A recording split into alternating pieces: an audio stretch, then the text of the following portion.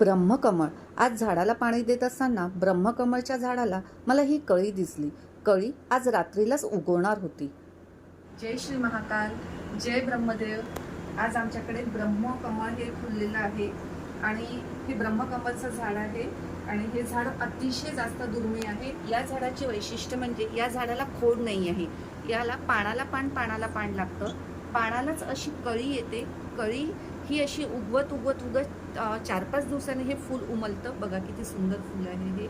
आणि हे इतकं दुर्मिळ आहे आणि साक्षात याचं नाव पण ब्रह्मकमल असं आहे. ब्रह्मकमल 1008 जर आपण ब्रह्मदेवाला वाहले तर असं म्हणतात की साक्षात ब्रह्मदेवच आपल्याला प्रकट होतात. आणि हे झाड आमच्याकडे 5 वर्षापासून आहे आणि पावसाळ्यामध्ये याला फुल येतात, पण आमच्याकडे आता आलेलं आहे तर खूप छान वाटत आहे.